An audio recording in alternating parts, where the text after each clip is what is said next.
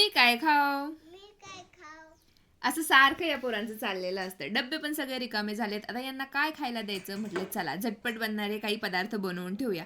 इकडे कुकरमध्ये थोडंसं तेल घातलंय, हळद घातली आणि थोडंसं मीठ पण यामध्येच घातले.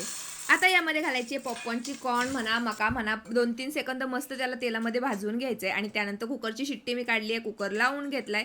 मधून अधून त्याला असं उचलून हलवून घ्यायचंय, म्हणजे जे तेल आहे, मीठ आहे, सगळीकडे लागतं. असा फट होणारा त्याचा आवाज बंद झाला की गॅस बंद करून घ्यायचा, कुकर बाजूला काढायचा आणि मस्त असे पॉपकॉर्न आपले तयार आहेत. आता दुसरा जो पदार्थ आहे तो म्हणजे मी मखाणे बनवते. तर कढईमध्ये थोडंसं तूप घातलंय. जे मखाणे आहेत ते मस्तपैकी आपल्याला यात भाजून घ्यायचे. काही जणांना असेच हे मखाणे खायला आवडतात, पण आपण थोडेसे चटपटीत त्यांना बनवणार आहे, त्यामुळे इकडे मी पुन्हा थोडंसं तूप घातलंय. मुलांसाठी बनवतोय त्यामुळे जास्त तिखट नाही, थोडंसंच लाल तिखट घातलंय.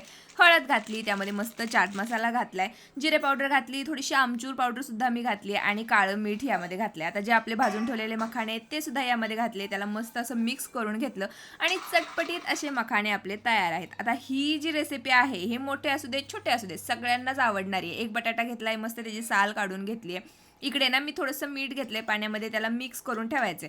आता मला सवय झाली, त्यामुळे हा बटाटा डायरेक्ट मी गरमागरम तेलामध्ये असं खिसून टाकत असते. तुम्हाला भीती वाटत असेल, बाजूला चिप्स करून घ्या, त्यानंतर तेलामध्ये टाका. आता हे तळत तळत आलं ना, जे मिठाचं पाणी आपण तयार करून ठेवलंय, 1 चमचा यामध्ये टाकायचं. मस्त ते तडतडतं आणि आपले क्रिस्पी झाले बटाट्याचे चिप्स की बाजूला काढून घ्यायचे. घरच्या घरी विकत सारखे बटाट्याचे चिप्स आपले तयार होतात. वरतून मीठ टाकायची अजिबात गरज नाहीये, कारण पाण्यामध्ये जे टाकलं होतं ना ते त्यामध्ये जाऊन बसतं.